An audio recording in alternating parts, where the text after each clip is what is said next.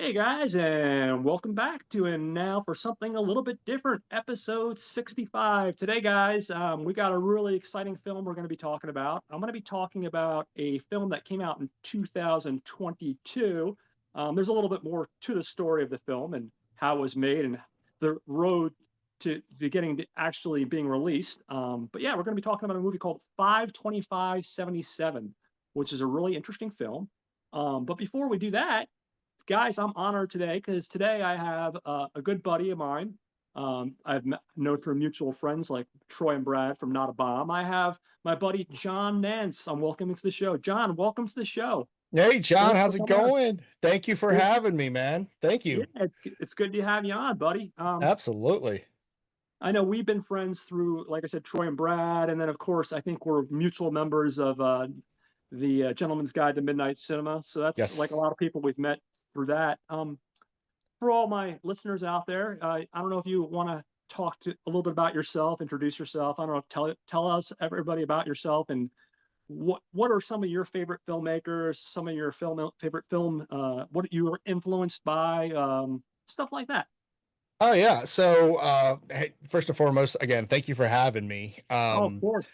Yeah, you're absolutely right. We've been friends through mutual friends. We will eventually have a meetup and Yeah, and definitely, absolutely. definitely, wreak havoc on that town. Holy cow. But yeah, growing up, was an army brat, so there was a lot of times moving around, like every 3 years, every 4 years. So, meeting a bunch of different people, making friends, trying to, live as a kid in different countries or different parts of the world or different parts of the Mhm. United States. But what it always came back down to was becoming a nerd, basically. I mean, from Saturday morning cartoons, which I miss to this day, as old as I am. I'm right Um, there with you, brother. you know what I mean? My dad bringing me some comics from the PX once in a while, voraciously devouring those. Back then, there was only really two houses, right? DC and Marvel. I was always attracted to the DC stuff because of all the horror comic books. Mhm. Through there, I discovered a lot of the artists that I fell in love with, right? Joe Kubert, Bernie Wrightson, E.R. Cruz, Alcala. And that kind of evolved with the advent of back then, it was the dawn of the VHS player, right? Which cost an arm and a leg back then. But my dad, on a army salary, bought one. And I remember the very first movie he played on that was Alien, Ridley Scott's Alien. Mhm. Number one, scared the shit out of me. But number two, like that started my journey beyond that, right? Because Army TV wasn't like on the newest stuff. So it was a bunch of reruns, right? Back then it was like Mhm. Rawhide, Star Trek, the original series. For those who actually seen it or remember it, Star Trek, the animated series, which was awesome. Oh, yeah. You know what I mean? And from there, it just instilled in me that, you know what, there's so much stuff here. I'm never gonna grow up. I'm just gonna keep reliving all this good stuff. So, Yeah. eventually got to the point where through a lot of movies, the science fiction, the movie that we're going to talk about, very very similar feelings, experiences, just understanding that, I can't keep still. So it's like I don't want to make a movie, but I find myself at times going through and making my own videos and stuff. I get a lot of Mhm. compliments. Was asked by a couple people to make some videos for their families and stuff like that. So, I can relate to that, as we talk about it a little bit. But, what it always comes back down to is like, you mentioned Troy and Brad. Troy lives like 15 minutes away from me. So, um, as old as we are, hey, we're gonna go down to the comic shop. You want to go? Yeah, let's go.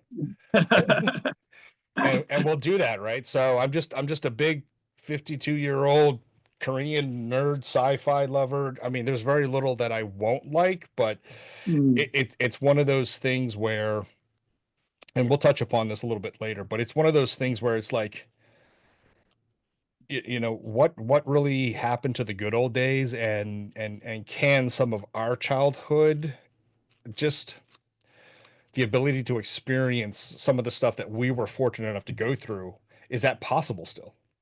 You know what I Yeah, mean? So, no, absolutely. No, well, that's awesome. I think this film definitely will touch on some of those themes, like you said, a lot. And it's an interesting one. I'm gonna give a basic plot synopsis in a minute, but before we do that, I figure I'll ask you, what have you been watching lately? Have you been watching or playing anything, or oh gosh, a little bit too much. uh-oh, ne There's, never such thing, no such thing as too much. That oh means you're man, avoiding the real world. exactly Hopefully, right. family, those non-sequential things. Focus Oh my on gosh. you. Exactly. It gets to the point, you know how it is, real Mhm. world, real life, for those who unfortunately have to experience, everyone knows, right? Adulting sucks. So Oh, those times you absolutely. got to break away, you break away. So, took the wife out. We went to go see Jason Statham's new movie, Working Man, Oh, okay. which was, we enjoyed it. It's just entertainment. It's not mind Yeah. blowing, but it was pretty awesome. My wife got mad at me because I told her, yeah, he's coming out with a sequel to this in the fall, called An Insurance Guy. And he didn't know. Um, what else did we watch? A couple of different shows on Amazon. Trying to devour a lot of Korean um, shows that are on Netflix because they've been pretty awesome. One called oh my gosh, I can't remember the name of it now. That's okay. But basically, the premise is, they got superpowers and they fight demons and stuff like that. And it had me cracking up. Is that the Um, one with Kevin Bacon that just came out? no, no, no, Kevin no. Bacon has one where it's like he's like I know. working for the devil or something. I don't know. Yeah, It's like a exactly. recap of that Reaper. It's Yeah, like that's basically that actually, Reaper show. yeah, that's on my list to catch into. What was else? Oh, the other movie that Troy and his wife and my wife and I watched last week. They talked about it or posted about it on their social media. Was uh the Handsome Guys, the Korean. Oh, that Like, looks awesome. I had such a headache when we left because I was laughing so hard. It was just so much fun. I wanted Uh, that so much. And then I went online and they have the Japanese website where you could order it from, and they want ridiculous amounts of money. And eBay is like, oh, only $50 plus $15 shipping and handling. I'm like, okay, I gotta wait for an American release of this. But exactly. but of course, Troy, I'm like jealous because he always gets that stuff, and I'm like, man, bastard. I wanted Oh that. yeah. I gotta own that. I gotta Oh own that. yeah. It definitely. I love the original so much. Oh yeah, the original is just something else. And what Handsome Guys, the levels that they took it, hey, it was just phenomenal, just phenomenal. Don't do a whole lot of gaming, just simply because I, Yeah, I that's keep myself wrapped up with interesting. other stuff. Yeah, no, it's understandable. The only thing that I do once in a while, it's one of those mobile games. It's like Star Trek, because like I said, Oh, I'm okay, I'm a big nice. nerd. But I'm waiting to hear from my daughter because apparently Nintendo announced their Switch 2 Yeah, or something like that. I heard about that. Yeah, Yeah, so there's a series of games called Dragon Quest nice. that I played as a kid. I played every last one of them. So it's kind of refreshing and intriguing, but also painful that my daughter loves those types of games. The painful part is that she went out and she made it her mission to buy every original Nintendo DS release of those games. Wow. And if you follow vintage games, yeah, she had a lot of cars to wash to get Yeah, I that was gonna money. say nowadays, like maybe 15 years ago, you probably could have picked some up at the flea market, Yeah. maybe gotten a decent price on them. But like I think we've actually discussed this online. I think because I posted, I'm a huge Dragon Quest nerd. For some people, it's Zelda, Yes. some people it's Final Fantasy, but for me, I'm a huge Dragon Quest. Oh yeah. That's my jam. Yeah. I Dragon played the Quest. original one back for the Nintendo back in Yeah. like late 80s when it came out, 88, Yep. 89. And then, of course, over the years, I played most of them that I could get my hands on. And Yeah. I started the Dragon Quest III HD 2D remake they Oh released for the yeah. Switch back in November. But like yourself, I like the game, but that type of game, it just sucks your entire life out. It's Yeah. like, I'm gonna go and just play for 2 hours.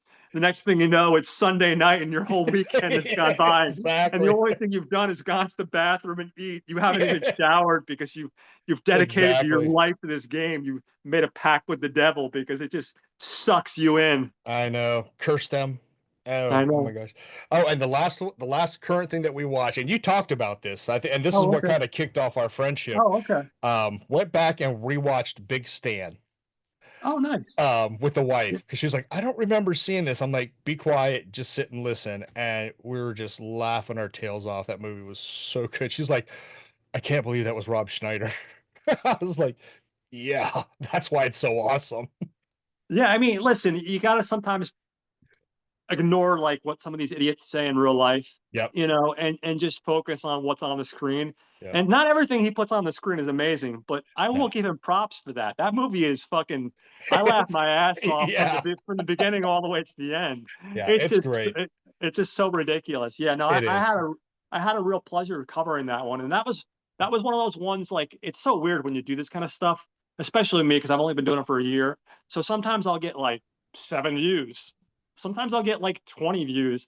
That one I got like some ridiculous amount of views. And I didn't even know people existed. Like I knew that like Troy had seen it and there were a couple other people that I had seen this movie, but for the most part, it wasn't one of the ones that was like pushed. Because there was a time I think like when he was really heavily in the Adam Sandler movies where he had a couple of his own star movies that were like kind of like the pushed movies, like the Deuce Bigelow movies Right. and The Animal, and there The were a couple animal. other films that were given like pretty wide theatrical releases, and they did it fairly well. But Oh that yeah. one I think was pretty much dumped straight to video, which is Yeah. surprising because Yeah. that was the one I think that should have been like given a wide theatrical release, They just should because they should it do a echoes. Fathom event and re-release it now. I mean, it'd be Oh, awesome. absolutely, I would totally see that. Well, I'm glad you got Absolutely. a chance to rewatch that. Yeah. I've been running around like a crazy person this week because work is just slowly sucking my life out of me, and I haven't had as much time to watch stuff as I would have liked to. And I'm prepping for another episode later on today, so I'm saving some of what I've watched for that. There you go. But I did do a couple rewatches. I love Jody Hill and Seth Rogen and Mhm. Danny McBride. So I went back on HBO and I watched a show called Vice Principals. It's got Danny Oh my McBride God. and Walton Goggins. Have you seen it? Yes. That is my humor. Yeah. People say I like the lowbrow humor and they make fun of me for it, and I'm down with some sophisticated humor, but Yeah. I love the dark comedy, and Oh my gosh. I love the low hanging fruit, if you will. Yeah. For some of our listeners, the basic premise is we have two vice principals who compete against each other as they both go after the job of a principal because the principal just got fired or he left. Needless to say, neither of them get the job, and they basically team up to go after the lady that got the job, and they hate each other and they're hostile with their language, and it's just over the top ridiculous. Yes. But the chemistry between Danny McBride and Walton Goggins is Oh my gosh. is Yeah. absolutely amazing. Yeah, They've that was also this. I would go ahead. no, no, they also I know Danny McBride also I think did Eastbound and Down before that, and then he Yep. followed it up with what's the one he's doing now, the religious one. Oh, I can't think of the name of it, but he's Oh doing a geez. show. It's a religious show where he's like it's like takes down plays down Deep South. I can't think of the name of it, but it's hilarious. And he's been working with Jody Hill, um, the creative team together for a while now, and it's a great pairing. Oh my gosh. Yeah, McBride and Goggins. That's what sold the show. I'm a big Goggins fan. I mean, I love his new GoDaddy commercials. Yeah. If you don't have Goggins on your noggins, you're doing it wrong. I mean, it's great. Yeah, no, he's one of those guys that's just amazing. I adore him. I really do. Oh yeah. And McBride. And McBride, again, going back to his relationship with the director creator Jody Hill. I don't know if you've ever seen back in the day The Foot Fist Way, Yes. another Yes. hilarious movie. Yes. About Absolutely. because I was in this kick to watch that kind of stuff, I followed it up with a movie that I'm probably the only person that likes, but I don't care. It's a movie that came out in '09 called Observe and Report. It stars Seth Rogen, Anna Faris, Michael Pena, Ray Liotta, Aziz Ansari. It's basically Seth Rogen, love or hate. This is some of his best stuff. He basically is like this angry, bitter, bipolar wannabe like real cop, but he's a rent a cop. And the mall that he's working at has been getting attacked by a string of robberies and also a streaker. Um, and he just plays this over the top, ridiculous character that's trying to take down um, this criminal and this streaker. And Ray Liotta is like this like hard as nails cop, and he's basically making fun of him. And basically, like he challenges him to become a real cop. He says, "Why don't you get off your ass and become a real cop?" So he goes to the training, and ultimately he doesn't get it because he takes a psych exam and he realizes like he's fucking bipolar. Yeah, yeah, You know what I mean? Not to be down on bipolar people, but like he's like hardcore bipolar. yeah, The best way to encapsulate this movie is basically it's like, and I know people said this about the Joker. I don't want to keep on making that comparison, Taxi Driver Joker, but it's basically a dark comedic version of Taxi Driver. Um, and Seth Rogen has never been better. This movie came out the same time Paul Blart Mall Cop came out. So I think because of that, it kind of suffered at the box office because that had just come out like 2 months earlier. And here we are, we're seeing another like schlubby, like mall cop character. And right, I think people were thinking like maybe this was trying to like rip off what that was doing. Not the case. Completely different. If you love dark humor, I definitely think this is a movie that deserves a reevaluation. But like I said, I know a lot of my friends that like fucking hate this movie. They think it's god awful. I love the humor, just because Seth Rogen does something he's never done before. He takes dark humor and he just pushes it, and he plays the character, this like wannabe mall cop. Like he plays it like I said, like he's Travis Bickle and fucking Taxi Driver. He like he's got like a hard on, for being a badass, and he thinks his shit doesn't stink, and of course he's anything but. yeah. It's absolutely wonderful. So I saw that, and then I read a book, a fantasy book. I don't talk about books too often. It's called Throne of Glass. It's by a author named Sarah J. Maas. She's written about 8 books. And the premise is basically in the land of Ardalan, all magic has gone banished by the king. And we're introduced to an assassin named a character named Sandothian, the deadliest. What is it? Selena Sandothian. And she's like the deadliest assassin in all of the land. But she's been imprisoned. But she has an opportunity to redeem herself. Basically, if she fights in this tournament for the king against all these other people, she could basically become his assassin, work for the king for 4 years, and then basically win her freedom. So, I haven't read a good fantasy book in a while, but I'm a fantasy nerd. I grew up reading like, Lord of the Rings, obviously, like a lot of Yeah. people, Wheel of Time, a Oh lot yes. of fantasy series by R.A. Salvatore with a dark elf, Triss. Yes. Yeah, so Yeah. it was nice to go back and get back into one of those worlds, a good fantasy. So yeah, that was a little bit about what I read, or what I had a chance to consume. Beyond that, unfortunately, work was just keeping me way too busy. Yeah. Work, and prepping for this episode. And like I said, I did a graphic novel episode earlier during the week, and then like I said, I'm following this episode up later on tonight with another episode. So I've been toiling away at the mines, if you There will. you go. Both ends. There you go. So, with all that said, I guess we'll go a little bit more into the movie. Like I said, the title of the film is 52577. It's by a director named Patrick Reed Johnson. Now, this is the very basic plot synopsis. Later on, we're going to go a little deeper into it, but just to give people a taste of what you're getting into. It's an independent film, and the plot synopsis was we have an alienated teen and hopeful filmmaker, Pat Johnson. This epic story is of him growing up in Illinois during the 70s. falling in love for the first time and becoming the first fan of the movie that changed everything, Star Wars. So that's a very brief synopsis, just to give people kind of a little bit of a taste of what you're getting with the movie. With all that said, I'm going to get into some of the people behind the scenes. Obviously, chime in if you have anything at all to say while I'm doing this.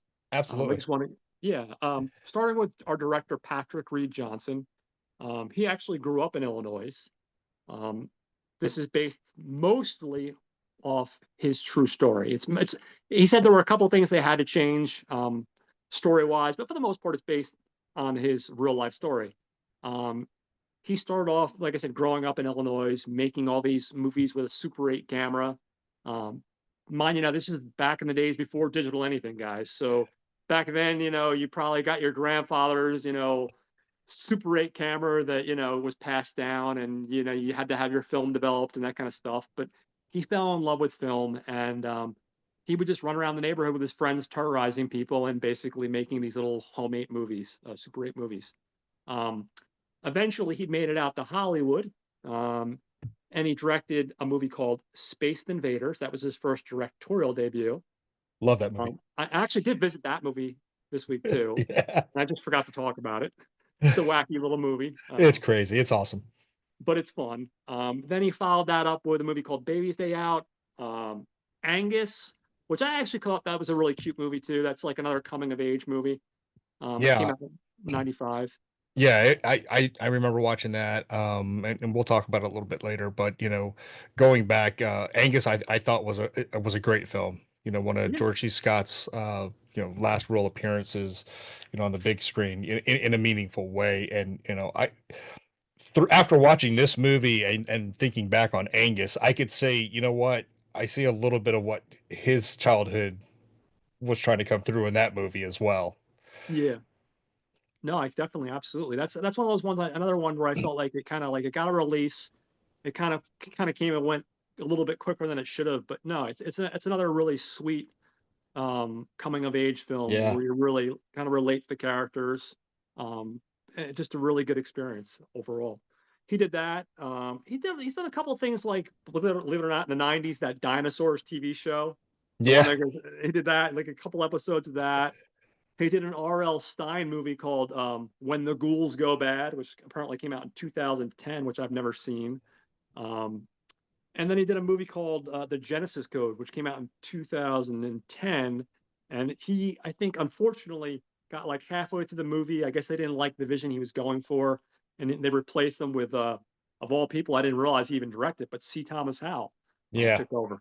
Yeah. And Besides don't forget. that, no, I'm sorry. Go ahead. No, I was going to say the other one too that I think a lot of the audience can remember. If I'm not mistaken, he also wrote the story for the original Dragonheart movie. Yeah, yeah, no, absolutely. Yeah, he Yeah, wrote the original story, and I think he had something to do with the other ones too. I think because I yeah, didn't I I think didn't so. realize I didn't realize I knew there was a second one, but apparently there was like fucking four of those movies. It's Unfortunately, yeah, crazy. there's four. Yeah, He's like, I've seen all four, yeah, and I've it seen all goes four. downhill after that first Yeah. one. Yep, he also did stuff. So this is talking. My daughter, she grew up watching this show called Lazy Town. Oh, Apparently okay, he did some work on an episode or two of Lazy Town, okay, and nice. doing a little bit deeper dive. I also understood he's also the man who designed and built the mothership in the old series V. Oh yeah, yeah, I noticed. And he has that before he started directing. He did a lot of work doing Yes. miniatures. He didn't, unfortunately. We'll dive into his story, but like when Yeah. he left his hometown, he came over to Hollywood. But yet because he had done all that time, spent all that time making these home movies, he had done a lot of his own special effects stuff. Yeah, so yeah, there's a Yeah. bunch of stuff work he did working in the miniatures field. Yep. Some of it really impressive. Some of the projects he's worked on. So yeah, that's a little bit about our man, the director. What's interesting about the film itself, the movie only started off originally with a budget of $180,000. Yeah. And then I think what happened was they ran out of money, unfortunately, and they were able to get another financer involved who donated, not donated, but he gave them another $570,000. So it topped out at $750,000 for this movie.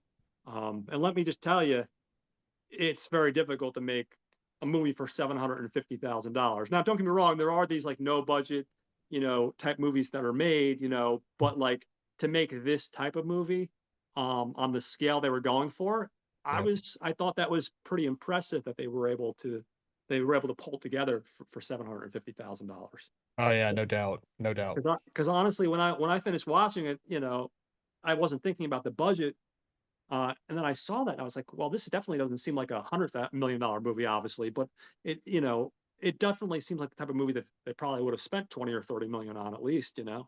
Yeah, I mean, you look at the budget numbers they came up with. You're like, I mean, today's world for most movies, that's like the first week of shooting, and then that's it. Yeah, no, absolutely. It's crazy. Um, Another interesting fact, the film originally was shot from 2004 to 2006. Um, but then they took a little bit of a break, and then additional shots and special effects were added in 2015 and 16 over the following 6 years, making the production span a total of 18 years for this thing to get this thing Yeah, from beginning to end. So that's another little interesting trivia about the film. Um, One of our actors, unfortunately, a guy named Justin Mentel, this was his last film because he unfortunately died in 2010 in a tragic car accident. He plays the yeah, role of Tony, who's like the jealous boyfriend, jealous guy that's pining after our yeah, main characters. yep. Girl, So yeah, yeah, so that's a little bit about a little trivia, a little bit about our director. When we get into our cinematography, we have two people. We have a guy named David Blood. David's worked on stuff like 3 Days to Kill in '92, Armed for Action in '92. Here we go, Playboy, Girls of Hooters '94. There we go. Got to track that one down. But so you got David Blood, he worked on it, and then we got another guy named, I want to say, if I can, it's bad when you can't read your own handwriting here, but Kevin Sang. Kevin has a pretty interesting filmography. He's worked on Bad Words, which came out in 2013. yep, I love that movie. Jason Bateman. yeah, Family Fang in 2015. Um, what else? He did Deadpool, the first Deadpool, yep, Terminator Dark Fate, They Cloned Tyrone, and a bunch of other stuff. I'm not going to go into his entire filmography. So you'll see that I noticed they have a lot of behind the scenes people where they'll have like two DPs, or like when we get into editing here, we have three people. We yeah, have a guy named Alan Clark Blair. Um, he did this, and he did a couple short films. We have another gentleman named Alex Krieger, who was another editor. He only worked on this. And then we have someone named Kat Thomas who did Night Lights in 2014 and a film called Work in Progress in 2021. Um, when it comes to music, we have a gentleman named David E. Russo. David's worked on Space Invader, so he has a pretty history career with Patrick. He's also worked on Angus. He worked on the television show Nikita. I've never actually got around to watching that, and I have to because I like the movie a lot. yeah, Uh, he worked on the DC series, another one that I haven't seen yet, but I've heard good things, Pennyworth. Um, yes, and he also worked on Gotham Knights, another one that I haven't seen yet, but I've heard good things about. So he's gone on to do some pretty big stuff here. When we get into special effects, and normally I don't talk too much about effects, but because this movie does use a lot of miniatures, when we get into the story, we'll talk a little bit more about that. We have a gentleman named Roger, or not, excuse me, not Roger, Ronald Binion. He handles the special props and miniatures. Um, Before this, he had worked on the 2016 Ghostbusters, and he has about three short films under his belt. So, and I was impressed by the miniatures in this. I'm always a sucker for films with miniatures and the matte paintings, like the old Roger Corman films where you'd see like yep. I love that stuff. I'm a big nerd when it comes to that kind of stuff. Oh So yeah, it's the creativity and the ingenuity that those folks were able to come up with. It's just like, wow, yeah, wow, that's awesome stuff. yeah, no, absolutely. And also with music, we have the Alan Parsons Band. Alan Parson did a couple songs for this, so I do want to talk about that because there's one that's kind of a something reminds me of something that would come out of the '80s, and it's one of those kind of a little bit of a cheesy song, but I'm a sucker for some of those type of songs, and it's really good. It plays in the trailer, and it also plays towards the end of the movie. So Oh I yeah. wanted to mention that. When we get to the cast, I'm going to start with our lead, John Francis Daly, playing Pat Johnson. What's interesting about this guy is I think a lot of people, if especially if you're a nerd, probably first came to attention to him. He did a television show early on, early 2000s, I want to say. It was Yep. Judd Apatow's big thing before he became the Judd Apatow that we all now know and today. And it started the career of what, like almost 10 actors At that least. yeah, and that's Freaks and Geeks. Yep. Freaks And and Geeks. John is Francis Daly. I mean, they were all really leads in that movie, in that show. But like, he was probably like, because they had freaks and they had geeks. He was probably the head nerd, and Exactly. you know what I mean. Like, he was the titular character, and that was a show that, again, kind of like in the vein of this, in the sense that it's got a coming of age thing going on. Absolutely. Yeah. And well, I'm sure you've seen it. I'm sure a lot of our fellow friends have seen it. It's basically kid growing up in the '80s, trying to survive high school and being a nerd, And Yep. but let me just tell you, as a 50-year-old man, being a nerd in high school, I graduated in '93. Being a nerd even in the '90s is different than being a nerd back in even Oh, today. It was worse in the '80s, probably worse in probably just as bad in the '90s. And forget about today. Now these kids are spoiled. You can yeah. be a you can be the star quarterback, and you can be a nerd that reads comic books. If you were Exactly. if you were a nerd back in the '90s and you read comic books and played D&D on the weekends, oh, that's it. You were like alienated to your corner. You know what I Oh mean? yeah. Oh There yeah. wasn't there was no crossover, at least in my high school. So that show is really good, and it's very nostalgic. It ties back Yep. to a lot of us growing up having those same experiences. Some interesting stuff. He's also a director, and I don't know how I didn't realize this, but he directed the Vacation reboot of back in 2015. Yeah. He did Game Night, so he teamed up with Jason Bateman. I was just talking about Bateman. That And movie was great. That movie was funny. yeah, and Dungeons and Dragons, man. Talking about Dungeons and Dragons, go figure. He Yeah. and I love that Dungeons and Dragons movie, man. In Yeah. 2023. 23 Honor Among Thieves. That's what kind of blew me away, Yeah, deep diving into some of his work. I mean, he's a prolific writer. I yeah, mean, yeah, some folks, first and foremost, if you've never seen Freaks or Geeks, then you probably know Daly from the movie Waiting. He was yeah, Mitch in yeah, yeah. Waiting. Oh, I love that fucking movie. You know, but yeah, his writing credits. I mean, he did Horrible Bosses, I think both of Yeah, them. yeah, He wrote, of course, Dungeons and Dragons. He wrote Spider-Man Homecoming for all you Marvel freaks out there. yeah. He was involved in that writing of that movie. It was an awesome movie. So he's got some chops in Hollywood for as young as he is. No, absolutely. Because I think he's only in his like late 30s. Yeah. And apparently, just a side note, I didn't write any of his credits down, but he works with a guy named Jonathan Goldstein. They've done a lot of their projects together. They've Yes. co-wrote and co-directed. So I'll just make note of that. Like you said, Freaks and Geeks, or what I was talking about. He was also done, I think, Boston Public. He was on that for a Oh, while, yes, that's right. and then Horrible Bosses. You were talking about his writing. He also had a part in that as well. So Yeah. Yeah, he'd had a lot of bit parts, but yeah, when he gets to be like the star in front of the camera, he actually, to me, yeah. he has his own presence, his own shine that just really comes off really well off the camera. Well, like you were just talking about waiting, so I do, I always joke with Brad and Troy when they're on, or any of my other friends. I always side rail a lot, and that's just part of my show. But I have to say, when you watch a movie like Waiting, which is a stupid movie, but it's a wonderful movie, I love Waiting.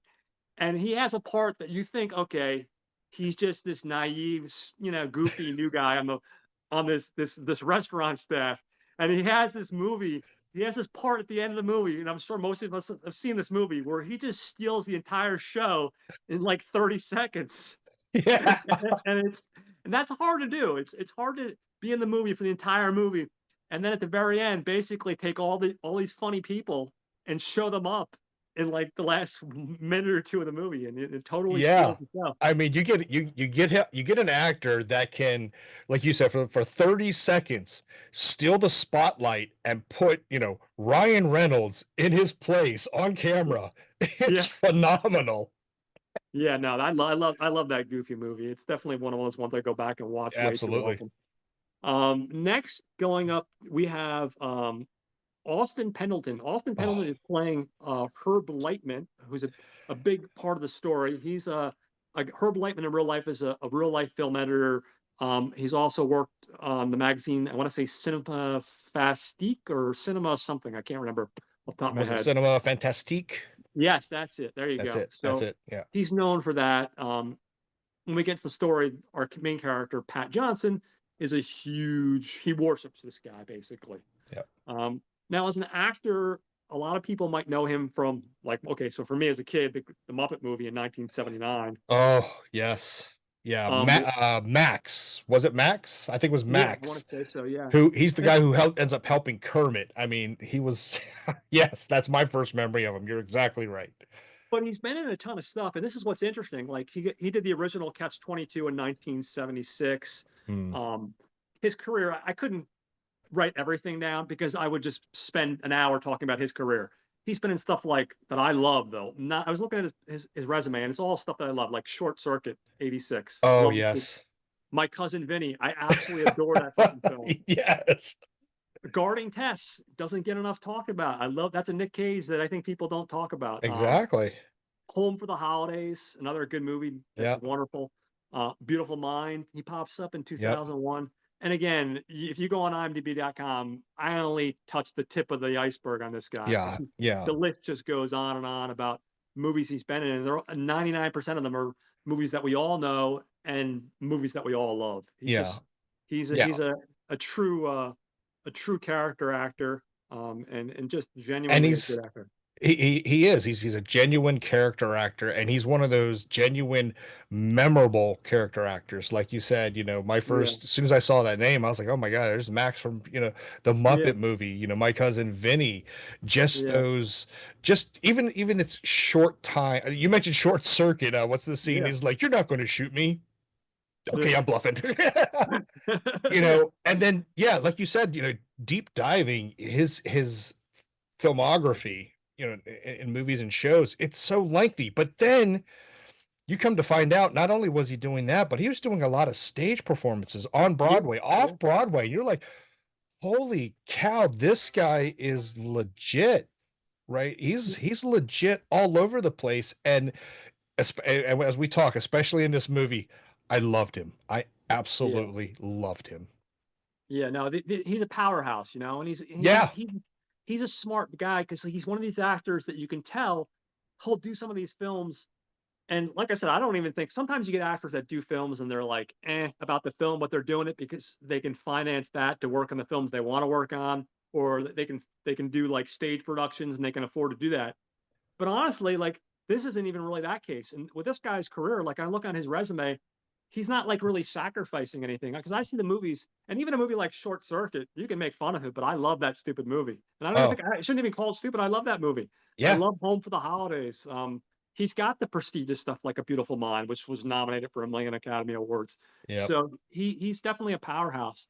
And then that's a good lead into my next set of actors because the next set of actors, not all, but the next probably handful are people that um, don't have as quite a distinguished resume. And I don't say that like to be disrespectful. They're just more up and comers.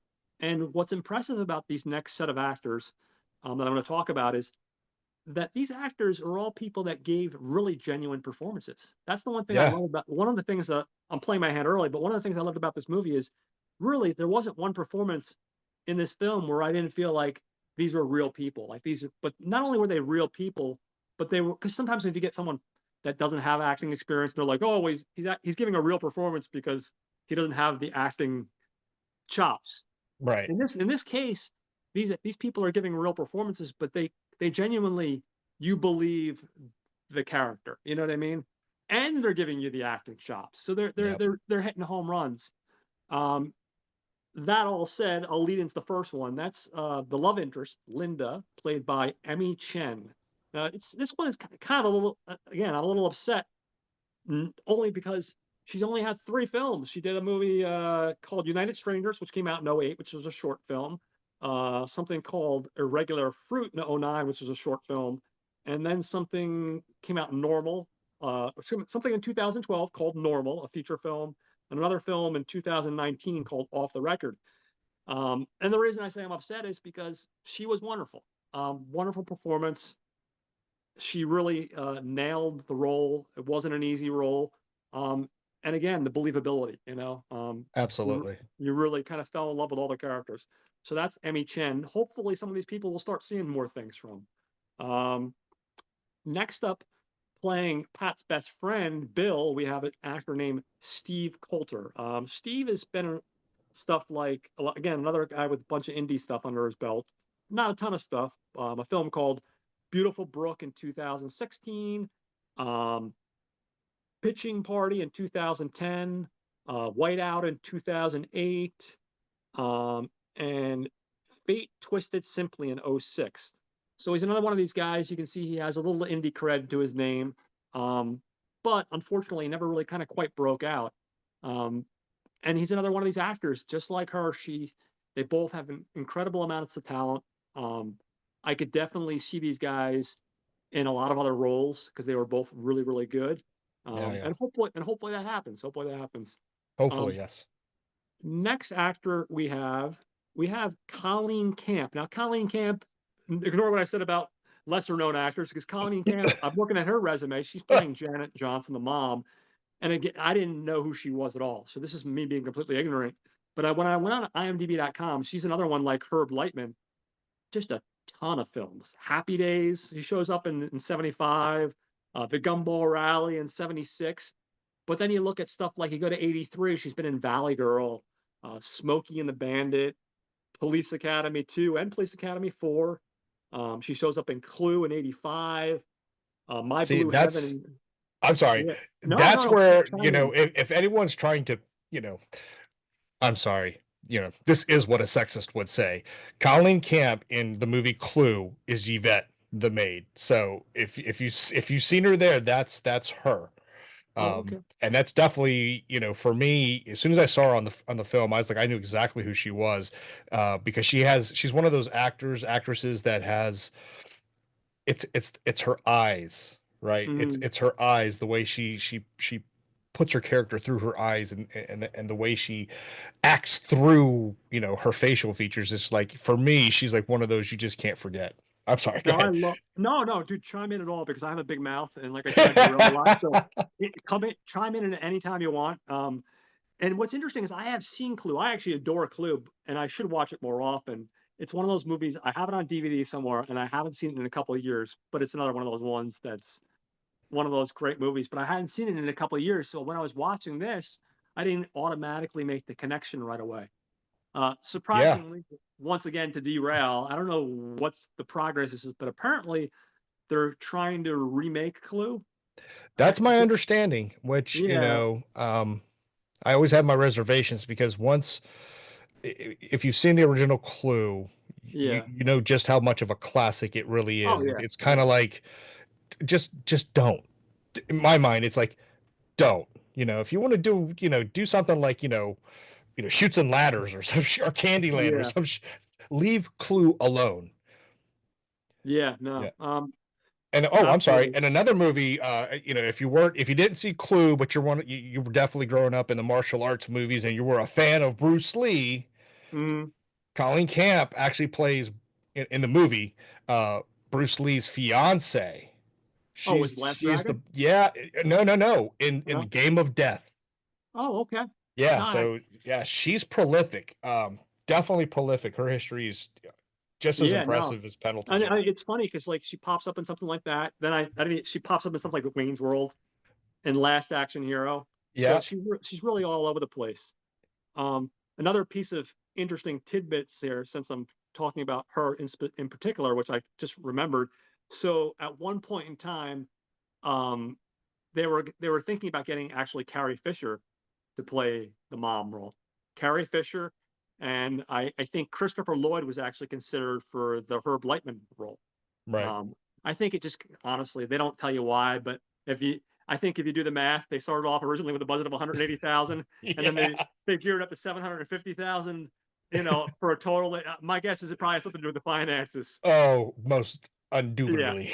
yeah, yeah. Because Carrie Fisher, while she's not She wasn't. Listen, she'll always be Carrie Fisher, and the same thing with Christopher Lloyd. He'll always be Christopher Lloyd. They probably aren't demanding a DiCaprio salary, but they're No, still demanding a salary that's pretty damn big. You know what I mean? Like exactly, exactly, you know. exactly. So next we have Katie Jeep. Now Katie Jeep is playing Robin Braden. She's Bill's girlfriend. Again, another one that's great. She's been in stuff like a film called No Strings in 2006.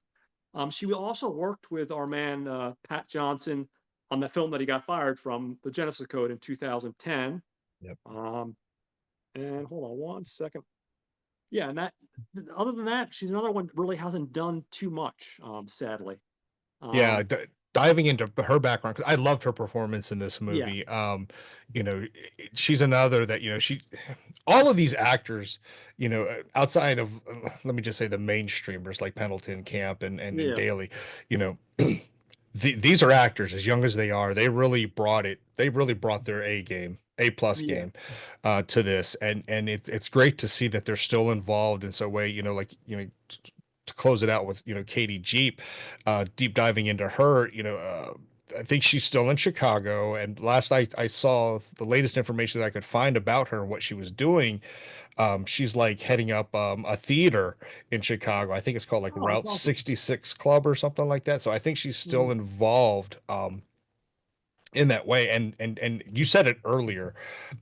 These actors and actresses, they are really something in this movie, and I really hope they get a lot more chances in the future because they can really deliver. Well, what's nice about, like there's certain directors that are loyal to the actors.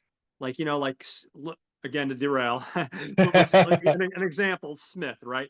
You can love or hate his ratio of films, but you will say this much for Smith: he is loyal to his group of actors that he works Yep. with.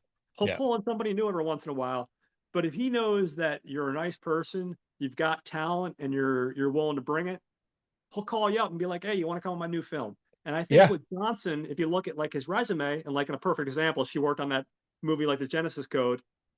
I get the impression with Johnson, excuse me, he's one of those guys that's going to just call you up and be like, "Hey, it might have taken me 10 years before my next film, but I got this project. Do you want to come in and Yeah. take this part?" You know what I mean? Yeah, no doubt. I can guarantee, well, I can't guarantee, but in my Yeah, mind, Johnson's one of those folks, as you said, he's like, hey, I can imagine a phone call. Hey, Katie, look, I got something coming down the road a couple years. I think you'd be awesome. yeah. Would you mind, you know, being part of it? I can imagine that type of phone. I wish we had those kind of phone calls. Oh, absolutely. You know, would you want to be in a Absolutely. movie? Yes. Right away. When do you want me there? Exactly.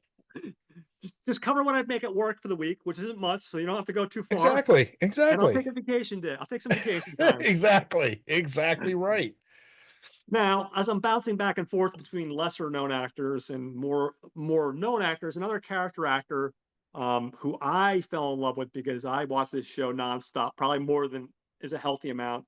A guy that premiered on Scrubs is the guy that I always know him from playing the role of the janitor. I love Scrubs. When I'm having a rough night, because I deal with really bad uh, osteoarthritis and I can't sleep, I'll just zone out and put on Scrubs and I'll sit there and watch episode after episode. Yeah.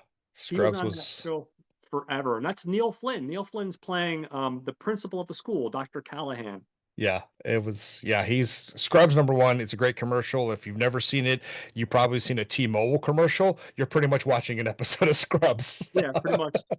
Um, he's another guy that's mostly known for being a character actor, but he pops up in so many things. And another one, when I look at his resume, I was in shock by some of the stuff he popped up in. Like he's in The Fugitive. Um, Yes. he's in Magnolia. I mean, these are big, high-profile movies.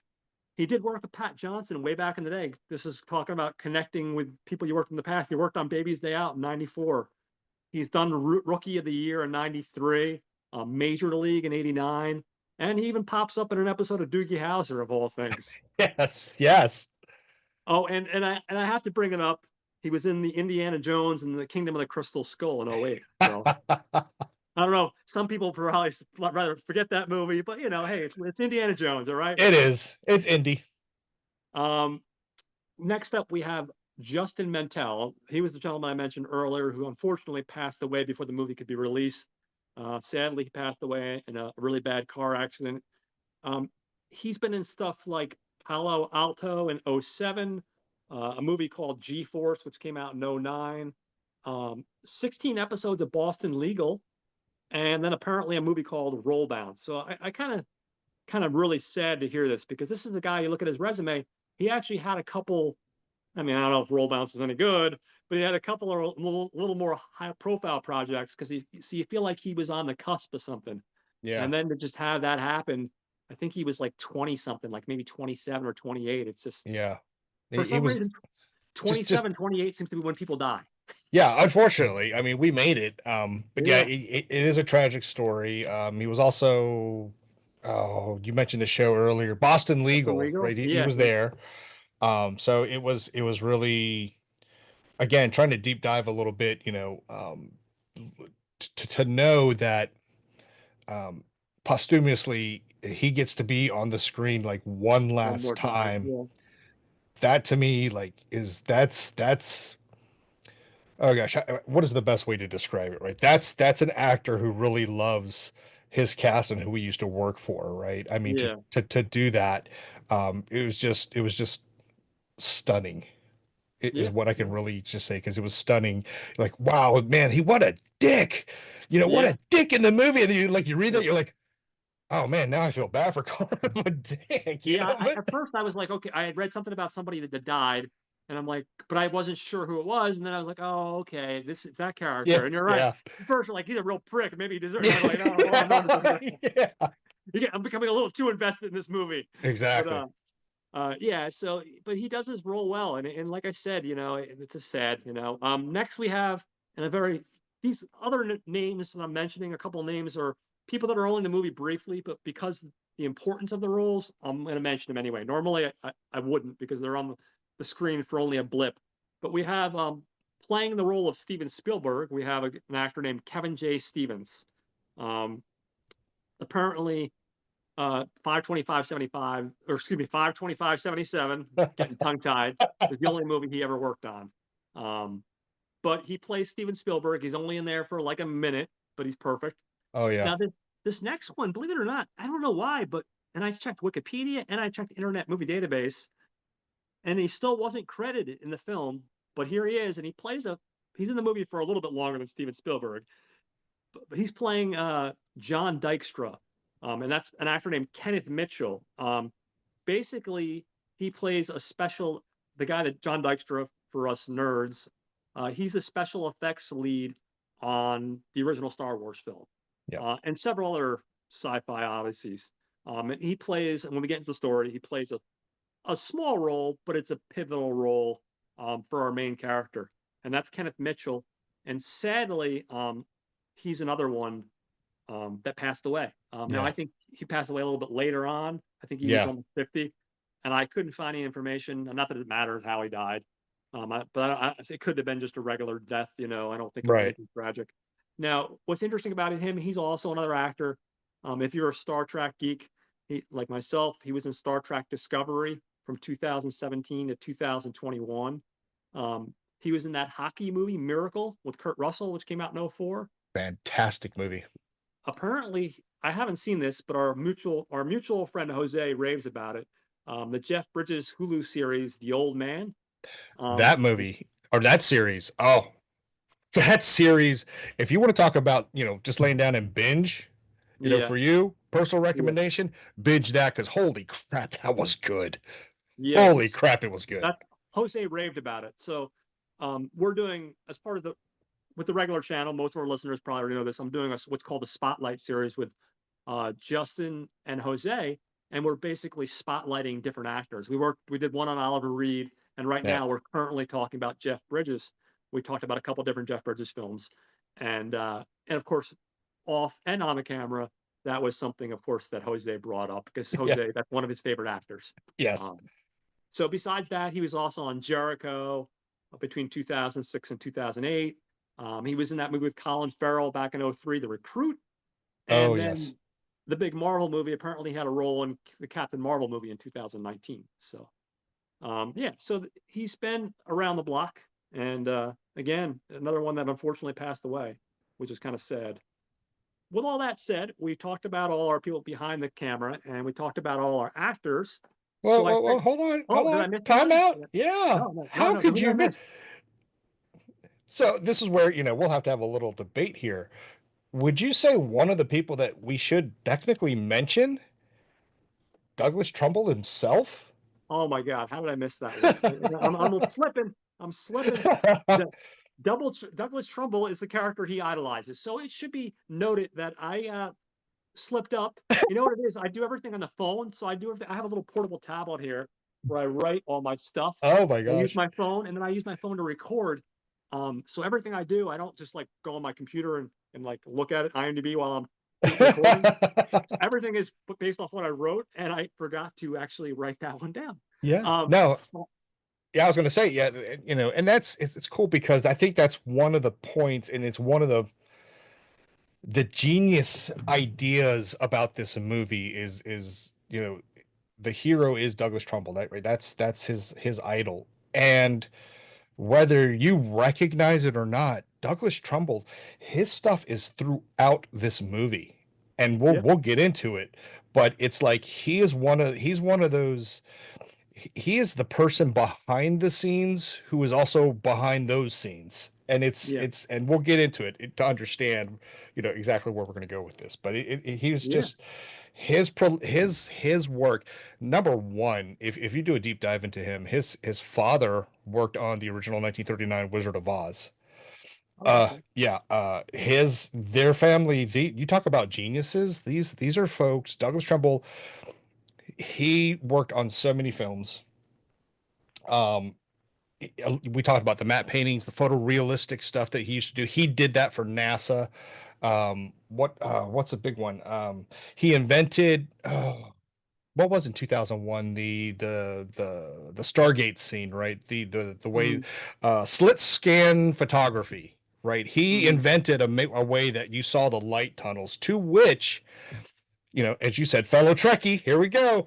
When yeah. he went to go work on Star Trek The Motion Picture, he adapted his slit scan photography to deliver to us Trekkies, when they say engage warp, or, full speed ahead, the warp tunnel. When you see the Oh, rainbow wow. tunnel come up and they just shoot off screen, he is the one to thank for that. So you Trekkies recognize and respect Douglas Trumbull. Um, Damn and you, I, nerd! You're so much into tech. You gotta learn the behind the scenes stuff too. The behind oh the my scenes, the gosh, real and tech. exactly. I have to throw this out because I watched it, and if you have not watched it, I highly recommend it. I think one of his last or movies he worked on was starring Sam Elliott, stud of studs, Sam Elliott. Oh yeah. The movie is called The Man Who Killed Hitler and Then the Bigfoot. Oh, okay. Yes, I've heard of it. I've heard of it, and that title alone demands that everyone see it because the title alone Yes, is just you got to watch it. He was involved in that, and that movie was just it was crazy amazing. I love that movie. awesome. Very cool. And thank you for catching that. Like I said, as much as I try to be thorough and catch everything, there's always something that slips through the cracks, Oh, and it's that all was a major good. one. So I shouldn't have let that one slip the cracks. Hey, But John, such bad. such is life. One day I'll get professional. In the meantime, I'm just some guy with a $10 tripod and a cheap phone recording. So We're all there, brother. I'm the humble show here. It's the poor man's setup. But hey, listen, it took me over a year doing this. I finally broke down and bought some editing software. So I'm going to learn that. I have an Easter break coming up. I have a couple extra days because everything when I do these shows, everything up until now has been just a one take. I hit record on Zoom and then I upload it, and what you see is what you get. So at the end of the month, I'm going to start adding some bells and whistles. You'll have some intro music, some outro music, and Hey, there some you go. some other little touches and stuff. So There you uh, go. so with the script breakdown, I'm going to start. And again, I'm not going to go over every beat per beat, but I'm going to give like the main stuff here, and then obviously, like I said, chime in when you have thoughts or something that's interesting to add, something we want to talk about. It starts off, and we see him as an adult, and he's like a teenager, in his room, and he's just really he's hit hard with something. You don't know what it is, but like he just Yeah. looks like he got floored by something. And then the next thing after that, we see a flashback, and he's in a movie theater, and he's with his mom and dad, and he's just enthralled by what's on the screen. And when we look at the screen, it's 2001: A Space Odyssey, and we find out he's age 6. Shortly thereafter, that his dad gives him an old Super 8 camera that they had lying around, and he becomes obsessed with filming everything. That movie, I guess, just has an impact on his life. Um, and you see him with his younger brother and his sisters, and we're introduced to his friend Bill, his best friend Bill. They're just doing all sorts of crazy things, using the family pool, and you see blood in the pool. He's trying to Yeah. recreate Jaws. We see him trying to recreate a Planet of the Apes movie, which he Oh starts when gosh. he's a kid. He starts as a kid, and then we revisit that later on because as a teenager, it's like 7, 8 years later, he's still working on this Planet of the Apes movie. But he's just an obsessed film geek. Um, so yeah, we start from there. He's trying to make as many films as he can. Anything he can get his hands on to make these films. At one point, I guess the family has a horse, and Oh he takes gosh. the Yeah. horse and he paints it black and white to make it look like a zebra. And when his mom confronts him with it, he's like, "Mom," she's like, "You couldn't have just used the horse. We have a horse. I mean, how many families have a horse?" And he's like, "Well, yeah, but we need it for authenticity. I needed a zebra to make this Yeah. for the film." Yeah, then But once you cap it off with, I'll paint him back brown. yeah, It's yeah, like I'll what? pay it back later on. Don't worry about it. You're fine. Uh, so as we see Pat, in the beginning, like I said, it's mostly as him as a kid in the very beginning, except for that opening shot where we see him as an adult. He's doing all these crazy home movies with his friends, falling in love with film. While this is going on, we do see some real life kind of drama besides this innocent kid that fell in love with the film. In the background, listen, my parents were divorced. My stepfather's great, but I think we're from that generation where a lot of people's parents got divorced, and we see the relationship between his parents disintegrate. They don't focus too much on that, but they give you enough to give you a taste of that. You see his father with a beer can more often than not.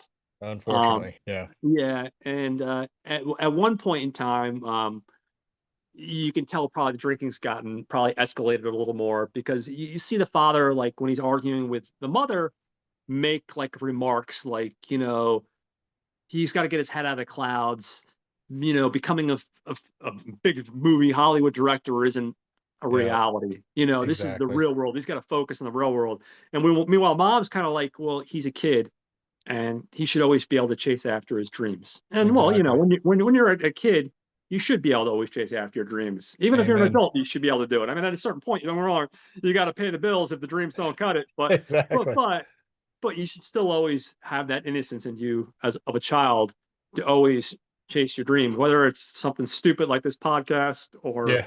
or drawing or photography or whatever it is. If you have that creative vibe in you that's pulling at you, even if you can't make a living at it, I think you should go for it. That's something I believe anyway. But Oh, yeah, wholeheartedly agree. Agreed. yeah. So you kind of see like a little bit.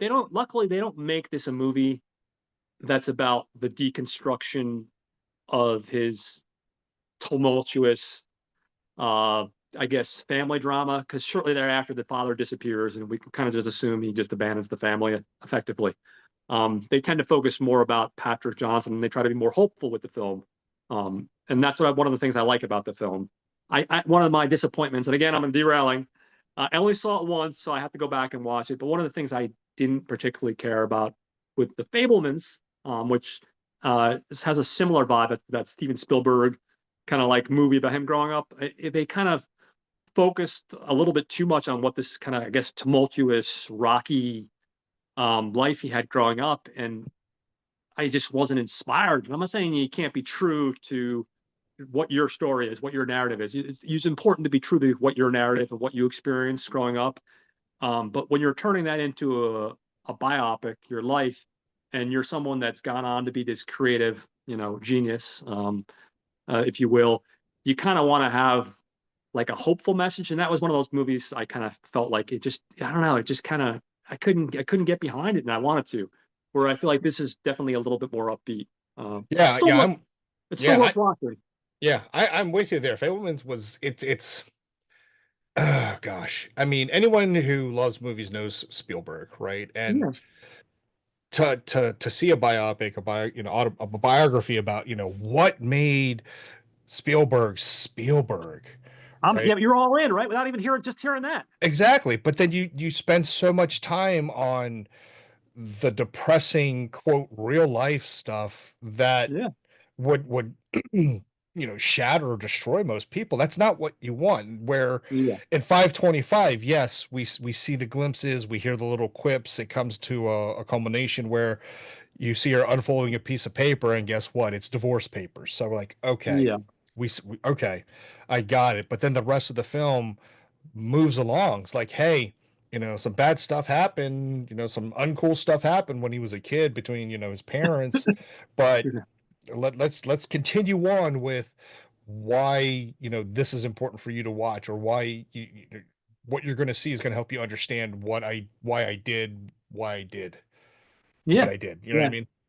Yeah, I mean, if it's a, but I think if it's a documentary, maybe people might be interested in that. But, or maybe if it, or maybe if Steven Spielberg wasn't the Spielberg we know, and he went out to make all these bleak, depressing, like horrible, like I hate my life kind of movies. And don't get me wrong, he probably has a couple of those in his resume. But generally speaking, it's not the vibe he gives off. So yeah, that was a No, tough movie. It was a tough movie for me to it wrap was a my head tough around. watch. It was a tough Yeah. watch, I was but I was yeah. really hoping for a lot more. But anyway, I digress. As I get back, try to get this train back on track here, which I'm the one derailed it. So It's uh, all good. basically, we cut to him as a teenager, where most of the movie primarily is about. And like I said, we see him and his buddy Bill, and just like when he was a child, he's still doing the same stuff he was doing as a kid, making movies, and Bill's busting his chops, like because he's got him into these different costumes. One scene he's in like an alien costume. He's like, I've been in this fucking costume for 10 hours. I'm sweating my balls off. When can I get out? But there's that relationship of the best friend, and he's along for the ride. You know what I Right. mean? Um, hold on, from 1 second, we get a. Oh, from there we find out Bill has just broken up with his girlfriend, uh, uh, Katie. What was Katie's name? I can't think of. Hold on one Robin. second there. Robin. That's Robin, yes. Yeah, she was playing Robin. Yes. Yeah, she's playing Robin. So he had just broken up with Robin. Um, she offers to give Pat a ride home one night, and they end up making out. Um, he's like, well, why don't we take it further? And she's like, well, A, I just broke up with your best friend, but B, more importantly, she's like, I'm not going to get together with you. And our main character, Pat Johnson, is your typical nerd. Right. He's a virgin, He's a virgin. like most people, probably 16, 17 years old. It's a nerdy virgin. He wants to get laid, and he thinks she's a cool chick besides that. Yeah. But she reminds him that even if she did like him, what she does kind of like him, despite the fact that it's her best friend, her ex-boyfriend's best friend. The fact of the matter is, he's already in love with somebody else, or in love Right. with something else. Right. And basically he's in love with, as soon as he graduates, getting out of town, and he's in love with Hollywood. He's in love Exactly. with um, Douglas Trumbull, and pursuing his dreams. That's what he's wanted to do since he was a kid. And she wants the serious relationship and the ring on the finger, and 2.0 kids. So she's like, I can't get together with you because Yeah. it's not. And the part that's a little bit disturbing, it's not more. The focus isn't really not because your best friend I was dating in a relationship, but because you're leaving town. That was the part that was a little bit annoying, or a little bit Exactly. upsetting. It's like, well, oh, really? Okay. But you're leaving town. That's why. That's not. We're not getting together. Um, okay. So yeah, from there, like I said, that we see him get into more um, adventures in filmmaking. Like I said, we established the fact that mom truly loves, like most moms, genuinely loves this kid. And as much as she's yelling at him for stuff like painting the horse into a zebra, or ruining the pool and all these different things, she still genuinely believes in him and his dream, and she encourages him. One day at school, in the cafeteria, he's hanging out with Bill and Robin, and he sees this girl that's working in the cafeteria, and lo and behold, she's holding a book. And what book is it? None other than 2001: A Space Odyssey. So his eyes light up. He's like, this has got to be the one and only, the Yep. perfect woman. She's reading. There was always, I remember when I was in intermediate school or high school, there was this one girl I ran into the comic book shop. And at that time, you didn't know women read comic books, Yeah, right. especially at that time, you're like, hold on, they read comic books? It just wasn't a thing. And it was just, there was that instant recognition. And I think for him, that was that moment. It was like, oh, so of course he knew that any girl that was reading 2001: A Space Odyssey, he had to approach. And of course, Yes. he approaches her, and they end up dating. From there, we get to a point where mom encourages him to actually do something serious, not just talk about going after your dreams. She's like, well, how do you make that happen? And Pat's like, well, really, you have to go to an expensive film school. She's like, well, haven't there been anybody that hasn't done that? Isn't there another way in? And he's like, well, yeah, you can hopefully, move there and try to work on a bunch of different projects, maybe work as like a production assistant, and then maybe someday you'll get your break. And she's like, well, what about that Douglas Trumbull guy that you always talk about? That this guy that you idolize, can't you just reach out to him? And she's like, Mom, yeah, I'm gonna just reach out to him, pick up the phone Yeah. book, pick up the I'm not phone book, calling and just, him. yeah, and just I'm not and calling call him. him.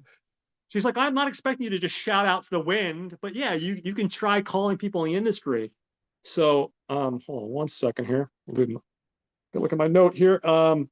Yeah, so he starts picking up the phone book through her encouragement, and she starts picking up the phone book, and eventually, she gets a hold of Herb Lightman, who we talked about earlier, who works for Cinefantastique magazine as an editor, and he's also a real life film editor. His mom gets a hold of Herb Lightman. She tells him about her son, and she's like, "Hey, listen, he's been making movies since he was a kid.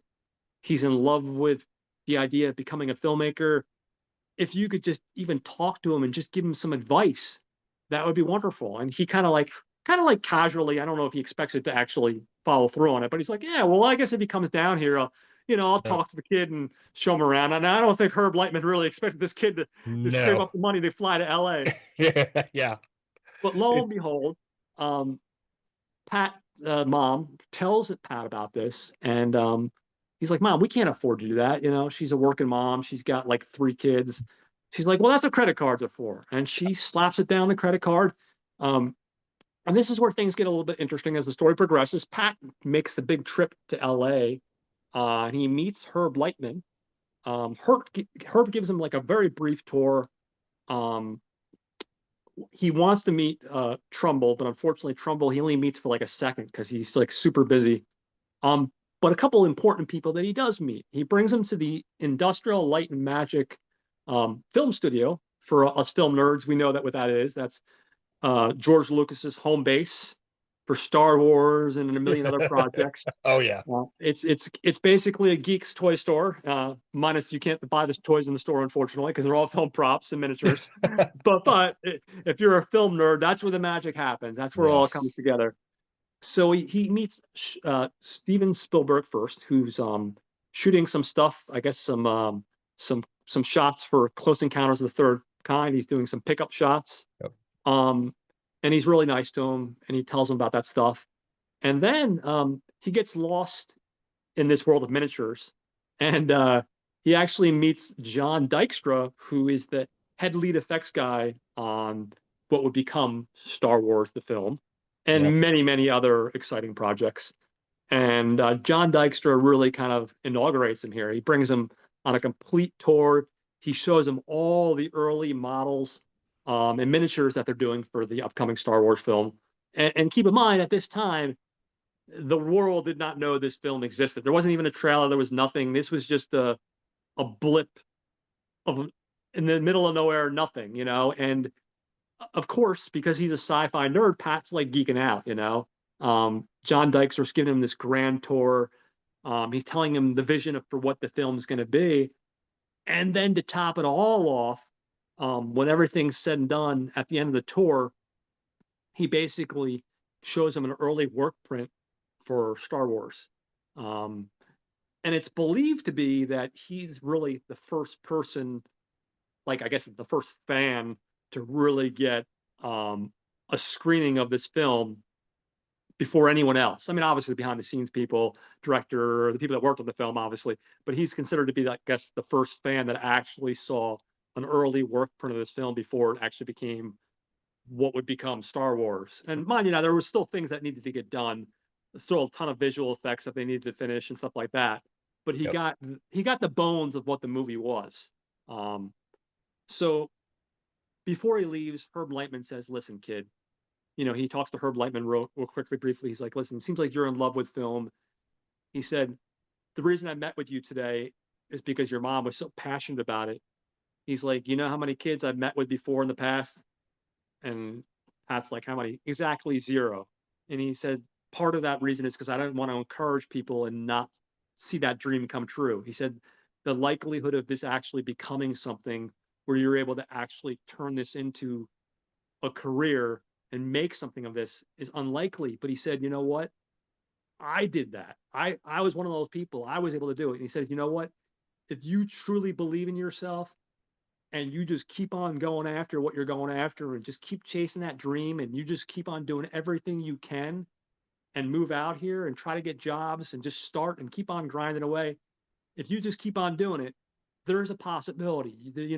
It's a long shot, but there's a possibility that, yeah, you can make this happen. And if you're just passionate about what you do and you just keep honing your craft, doesn't Yep. matter if it's a Super 8 camera or a 16 millimeter camera or what you're doing, but you just got to keep at that. You know what I mean? So Exactly.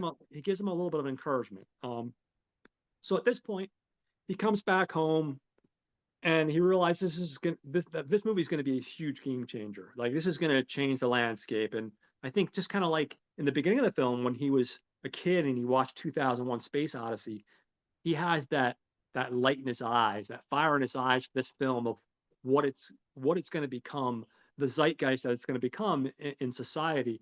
Um, and throughout the rest of the movie, while that they're waiting for the official release of the movie to come out, he's going nuts with his friend Bill. Apparently, they do the announcements for the school, and he's telling everybody about this movie that's coming out, Star Wars, that's going to change the map. And because he's a nerd, like a lot of them are just kind of like, oh yeah, okay, whatever, man. What's so special about this movie, and who cares? But he's obsessed, and he's trying to get everybody else um, to become obsessed with this movie as well. So just hang tight for just a second. Now we work our way to the actual release of the film. A couple things happen along the way. Um, he gets in a fight with his girlfriend because we introduce this character, Tony, played by Justin Mendel, who I talked about earlier, who's a character that's friends with his girlfriend, Linda. Basically their parents work together at the same factory, and they kind of he kind of like this guy that's really kind of like pining for Pat's girl basically, and Pat kind of like confronts his girlfriend one day when he sees her hanging out with him, and she's buying underwear or something at the mall, and she's with him, and they get in this kind of like big fight, and basically he goes on this big nerd rant about, like she doesn't get like basically he's in love. Basically, the long speech is like he's in love with Star Wars and everything else is secondary. He's in love with film and this dream of going to Hollywood and everything else is secondary. And he's like, no, that's not the case. I love you too, but yeah, this is my dream. And it ends up in a fight. They break up briefly. Um, and of course, this happens right before the big release date for Star Wars. Um, Throughout that day, a bunch of different events happen. Hold on one second. He also gets in a fight with Bill, his best friend, because Bill is more grounded in reality, and Pat's upset. And Bill tells him, like, hey, listen, you're going after your dream, but some of us are here in the real world, you know, he's, and he's like, well, or you're going to come with me to Hollywood. You're funny. You're great. And he's like, no, I did these films with you for all these years, not because I think I'm great. He's like, yeah, I'm probably okay. But I did these films because you're my best friend and I was having fun making these films with you. Yeah. But now you're kind of becoming obsessed with just that and that alone, and some of the fun is being deflated from the making of these films. But the reality is, me moving out to Hollywood is that's not my dream. That's your dream. So he gets in a little bit of a fight with Bill, excuse me, early on in the day. Um, he's down and out. Apparently, there's this big party. He goes to this party and he kind of makes up with Bill, and they kind of get their friendship back online. Meanwhile, Robin, there's this big scene where like he's describing the movie again, trying to enthuse people for this movie because the movie's coming out that night supposedly. So he tries to enthuse everybody about at the party about this movie, and he's acting it out, and he's getting into this big thing where he's doing like the using big like I am with his hands, and he's talking the movie up as he's describing scene per scene of Star Wars, this movie that no one in the world has heard of before, and they just look at him like he's like basically like the village idiot. They look at him Yeah, like exactly. like he went through this big long description of trying to get people like this is why you should be passionate about this film like I am. You should be in love with this film as I am. But they've never heard about the freaking movie, so of course Yep. they're not going to be. And they think it's like something like they think he's just a big nerd with a hard on for some Yeah. sci-fi movie, and they don't quite get his vision. So he gets frustrated, and Pat launches into this big tirade, and he's like, "You know what sucks about this town? Nobody is willing to do anything that's interesting. Nobody's this boring. You're all perfectly fine with leading the same boring lives over and over. Pop out a couple kids, get married, work at the same factory job, do this, that, and the other thing. But none of you guys care about doing anything original. So this is where people are getting drunk, and Robin gets. So I'm gonna do something original, and I'm not verbatim. It's not exactly what she says, but I'll do something. Basically, along the lines, I'll do something original, and she manages to put her entire fist in her mouth, and Yeah. at that moment, everybody's aghast. Everybody's like, "What the?" You know? Yeah. And that's when our band Bill. This is another part that I think is funny. This is when Bill becomes interested. He's like, "I love you, marry me." And she basically mouths something, and he's like, "Is that a yes?" But you can't quite see if it's a yes because her fist is in her mouth. so this movie culminates. Well, it doesn't culminate. It doesn't over yet. They rush her to the hospital, and at this point, Pat's like, "Oh, she is she okay?" And a little while later, they give her some muscle relaxers. They managed to get her hand out of her mouth. Her mouth is like something out of like a Tim Burton Beetlejuice movie, like that one guy with the long face. Her mouth is like, Drool everywhere. and Pat, of course, because Pat is singularly obsessed with this movie and his love of film, he's like, okay, well, we can still make the midnight screening of Star Wars. And Robin just looks over at him like, are you fucking kidding me? And Bill's like, we got to get her home, So somehow or another, I think he does manage to get to the midnight screening. He gets all the way to the theater, and there's this guy that runs the theater whose name I can't remember off the top of my head, but he's the manager, and he's looking up at the screen, and he's looking up at the marquee outside. He's not seeing the film anywhere, and he's just had the day from hell. He broke up with his girlfriend. He got in a fight with his best friend. His best friend's girlfriend went to the hospital. This guy's just having a shit show a day. So he gets to the marquee, and he's like, where's Star Wars? And the manager, and again, I forget his name. He's like, what are you talking about? He's like, Star Wars. And he shows him the newspaper clipping, coming soon, showing everywhere. And he's like, no, not everywhere. We're in like, well, I forget the town in Illinois they're in, but we're in like bumfuck Illinois. That doesn't Exactly. qualify as everywhere. If this movie does well, yeah, we'll probably get it eventually. So he's totally deflated. Um, his his day has been wrecked. He goes home. Over the course of the next couple of days, you know, he's depressed. He's down and out. You don't know if he's giving up on his dream. He goes to school, and we see him in the cafeteria, and he's the only one there. And the principal, who's played by, like I said, the guy from Scrubs, who's been kind of like ragging on him the whole time because he's doing things he shouldn't be, like using the school stereo to talk about Star Wars and getting into kind of shenanigans and trouble. He sees him in the cafeteria and he's alone. He's like, "You're the only guy here. Everyone else is playing hooky." You of all people, how come you aren't playing hooky? Yeah. And he's just like, I just kind of like something along the lines of like, I give up. He's like, I might as well be here. And that's when Robin surprises him. And she's like, come on, I'm going to pull you out your, basically, not verbatim here, but I'm going to pull you out your funk. I'm going to surprise you with something. And of course, he's surprised because she brings him. And of course, that same theater, it's been a couple weeks, has now gotten to Star Wars. And he gets that magic in his eyes and things are relit. He's got that passion again.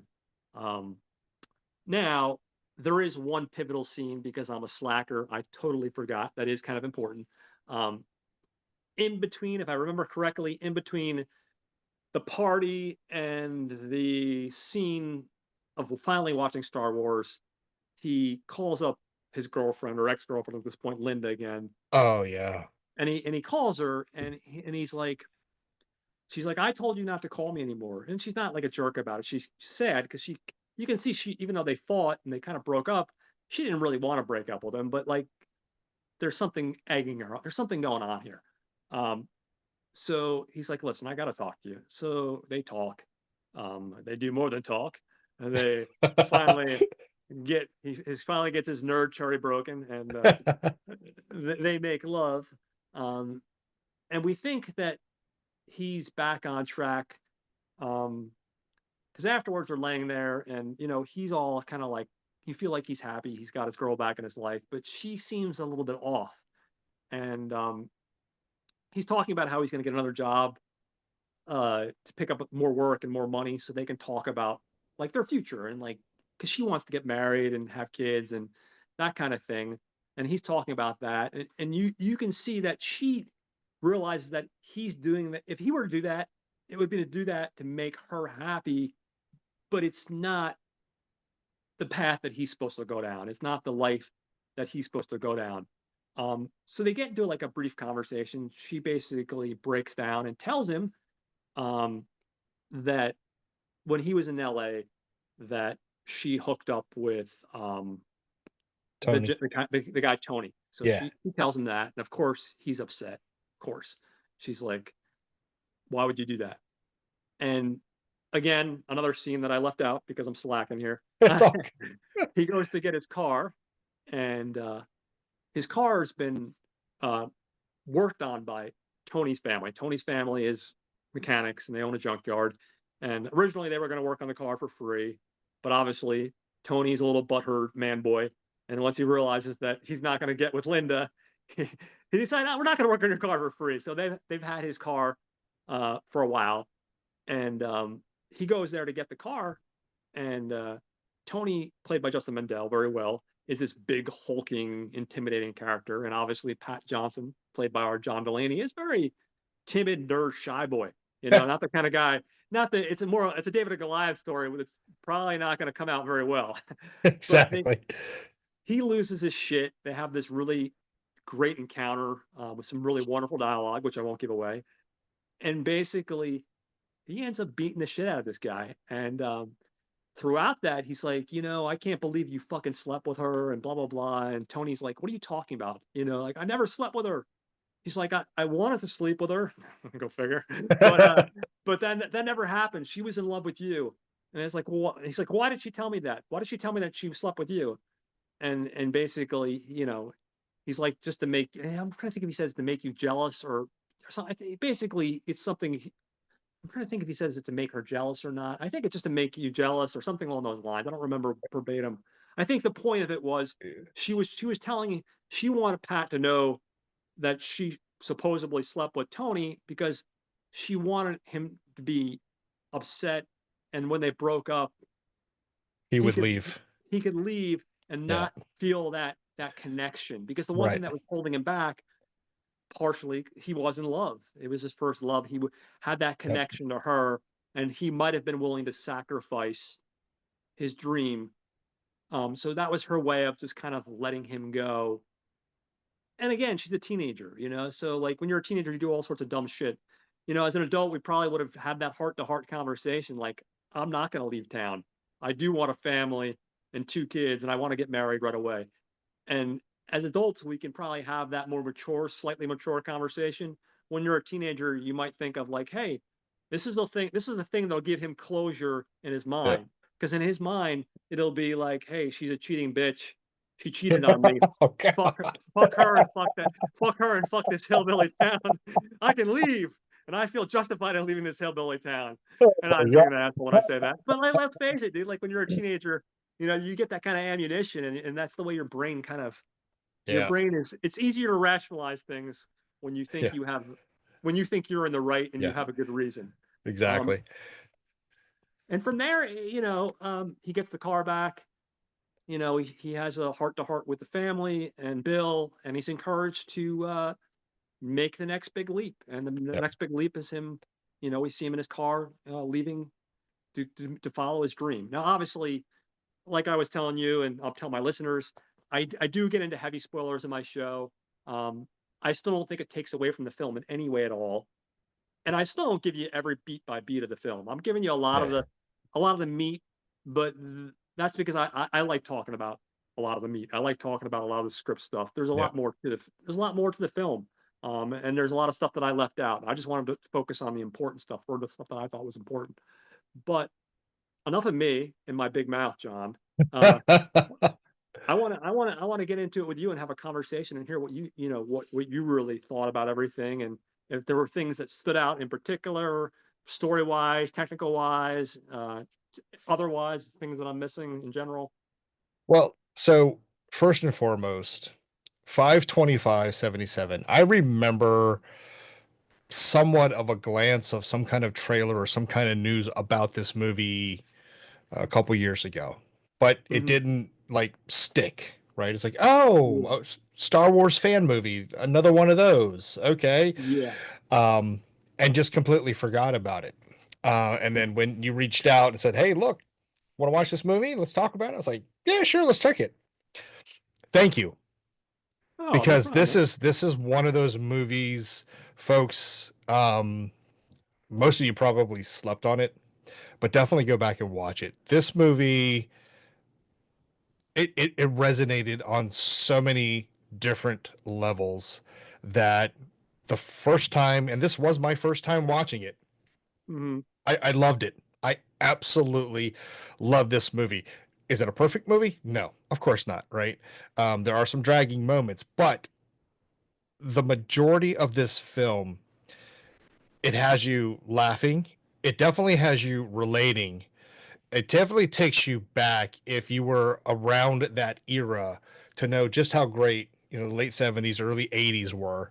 Um, and most importantly, the message that, you know, Johnson's really trying to put forth to everybody. I think, you're skipping a little bit ahead, as Herb Lightman said, right? And this is what I think is a message that is lost, especially in more current times, because everyone has an excuse for everything, right? But his message was, if it can happen to me, it can happen to you, right? You just got to be courageous enough to take that step. You got to take that first leap of faith to do this. What stood out about this movie was, um, again, this is kind of like a biopic. He changed some of the story, but it amazed me so much how much of Trumbull was just throughout this film.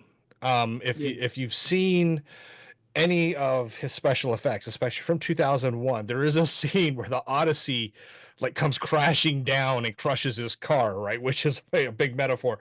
Hey, crushing your dreams. What was the movie? The space agriculture movie, Silent Runnings, Oh, uh okay. Yeah. Yeah. with the big geodomes that held the trees. That model is throughout the special effects, props for them, showing the Eagle lander from Space 1999 for those fans who Yeah. are lucky enough to remember that. But this movie, again, as you said earlier in the show, this took years to really put together, and I think that was kind of one of the subtle messages as you learn about him. Here you are, you're making Requiem for the Planet of the Apes, and it's 7 years later, you still haven't finished it, right? 5/25/77 is in the same scenario, right? He's trying to Yeah. wrap it all together. the the the journey that um he goes through, it's it was so familiar in a lot of ways, right? Doing all the Mm. chores, trying to chase your dreams, having that group of friends where it didn't matter what it was. Hey, let's go do this. And your group of friends is out there doing it. And the trivial or the tribulations of going through high school with, especially back then, folks, is you had your cliques, you had your nerds, you had your geeks, you had your jocks, you had your, you had the debutantes, the beautiful girls and stuff like that, which was that was an awesome running joke throughout the movie. Every time he saw like a pretty girl that he liked, you heard what was Dreamer, what, Super Yeah. Tramp start Yeah. playing, right? But he falls in love with Linda, um, which adds another layer to this story, right? Which is, hey, you know what? In part of your dreams with your previous experience with Robin, you just met Linda. If it can happen to me, it can happen to you. Falling in love. But at the Yeah. same time, the inverse is true, right? If I can experience heartbreak, you can experience heartbreak. Yeah. And I Absolutely. think the homage to Kubrick several times when it's a close up shot of his eye, but then it does the chromatic aberration, it inverts the colors and all that good stuff. There's a lot that he pays homage to while trying to pay homage to his mom, his family, his younger brother. That was like one of the funniest scenes. Yeah. Where so basically to set it up, they're shooting an astronaut scene, right? And their special effects was to rig his younger brother up on this wire, pulley him up in the garage. Then he goes on a date. Well, you It's can guess, because about his brother. yeah, you can guess what happens there, Yeah. right? But then at the end, his brother gives him a hug and says, make good movies. Beware of the broads. It was great to see, you know, all those things. Like, I don't know how many people remember back when we were having, well, this is when we were living on Fort Meade, and we were having our Mm. VHS versus beta battles, right? Oh, I remember those. Whose copy of Star Wars looked better? And then, I remember one weekend we were doing that kind of marathon because um was it CBS or NBC? They were basically doing the first ever, making of Star Wars. So a Oh, wow. lot of that footage that they show in this movie, right, with the blue screen and the different drawings and all that good stuff. We saw it on TV for like first time as kids, and it's like now that I'm older, I'm like, oh my gosh, how lucky was he to have a mother who supported him. And for folks, whether you're the mom, dad, brother, best friend, acquaintance, coworker, be that supportive person for anybody who wants to follow a dream or has a passion about something, because in the end, you said it right. There's hardly anybody who can debate that this was the first guy who in many ways made cinema history in the sense of being the first fan to a worldwide phenomenon that Yeah. lives till today. Yeah. And now he's in that industry that he dreamed about for his life. And while I'm not in that industry that I dream about, I mean, I'll say databases suck. People don't be. But the basic premise and takeaway is, even as long as it took for him to make this movie, he made this movie, right? Yeah. Linda said it first, and said it best. When I saw you watching the trailer for Star Wars, I knew it then.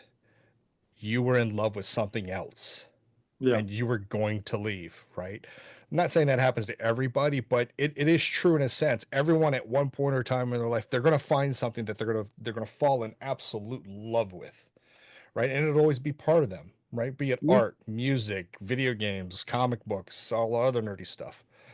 Um, the Arthur Pendleton, his voice and some of the dialogue that he really puts forth in this movie really resonated, right? When he Yeah. talks about, when I was a kid, they had these things called cereals, and it made me, they were horrible, but it inspired me to grab my dad's camera and make my own movies. And I didn't care if you saw it, knew it was cardboard or wires. You know, the bottom line was we had fun making Yeah. them, right? And what is it really now? A lot of people do today. Can they really say I have fun doing this anymore? Right. Yeah. And that's No, absolutely. something, that's something I kind of struggle with, because if you think about it, well, let me wrap up with the movie No, no, itself. The movie take your time. is so phenomenal. I really wish, if the trailer has a line from Arthur Pendleton that I think I'm basically going to steal the quote and print it out and hang it up, or push it out there, right? But in the trailer, which I wish they had really put into the movie, he says, life doesn't come at you at 24 frames per second. It moves a lot faster. And in this picture, you only get one roll of film, Yeah. right? That that is so impactful, that if people really sit and listen and realize what those words really mean, it's like we try to finally realize what everyone, or our adults or grandparents, life, you only get one life, and don't screw it up. Bottom line is, stop with all the stupid shit, right? Yeah. Get on with life, live life. And oh god, I forgot what I was going to say towards the end, but That's all good. bottom line was, I appreciate this movie so much because it took me back to when I was a kid and how I fell in love with Star Wars.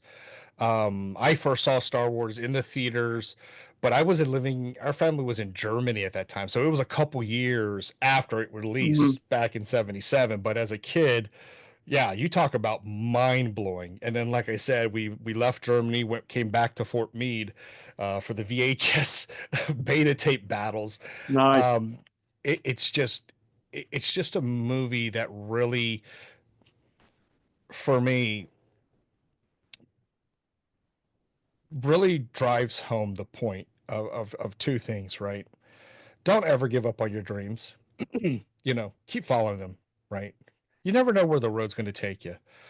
And number two, yeah, we only got one roll of film in this shot. Yes, we can edit some parts out, but we can't really truly edit the film, right? Yeah. So stop worrying and dealing with all the stupid menial stuff out there, right? And focus on what makes you happy, what makes your family happy, taking care of your kids, taking care of your loved ones, your friends, and stuff like that.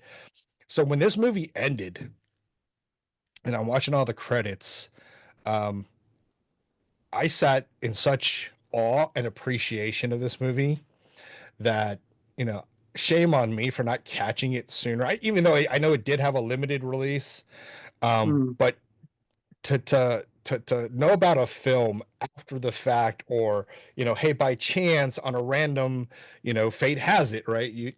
Yeah. Someone asks you, hey, have you ever seen this movie? Um, to see this movie and then watch it a second time, um, it has it all, right? It has a Yeah. story. It has, for you special effects geeks out there, it has the special effects, it has the comedy, it has the drama, it has the laughs, but there are some very poignant times that if you seriously sit down, listen to some of the dialogue between him and Herb Lightman, him and I forget his friend at the hospital while they're waiting on Robin, his friend Yeah. basically, to kind of quote him, yep, see, sometime in the future, I charge you $100 an hour for that type of advice. It's stuff like Yeah. that. Linda giving him, I knew you were going to leave. I knew you were going to leave. For you to Yeah. deny that truth, those type of lessons. When you listen to the dialogue, I thought the movie was fantastic. Did it drag sometimes? Yes, I understand why. 12 years in the making, Yeah. it's hard to pick up and put off. I mean, I get it, but to me, and as a recommendation for anybody who's listening to this, pass the word along. This is the movie I think, it. I don't want to say it's a must watch, but I think it's a movie you should watch. Yeah. No, that makes sense. Absolutely. I mean, when I think of like coming of age movies, It's definitely. I mean, I have a soft spot. I think we all do. Part of it's yearning for nostalgia of the yesteryear, touching on things that we love, like you said. But in general, I think that for all of us, that coming of age period in our life um, is so pivotal. It doesn't matter what life you led or where you were at that point in your life. It was such a pivotal point. Um, and I think this film captures that for this Yes, individual. Um, but then it also captures that human spirit of wanting to just go for it, And exactly. for me, the films that I mean, I love genre films and I love a ton of different films, but the films that I always connect with the most are films where the character, even if there's that moment of doubt, he just goes for it. Yeah. Like one of my favorite movies from the '90s, like this movie doesn't get talked about nearly enough, is about the Olympic runner Steve Prefontaine. Um, it's a fantastic movie, and it's the premise is about a guy that ran differently. He was a front runner, which is very difficult to be if you're a long distance runner. Basically, Yeah. you're running ahead of the pack instead of drafting off the other people. And he died at 23. But the whole premise was this guy that just went for it.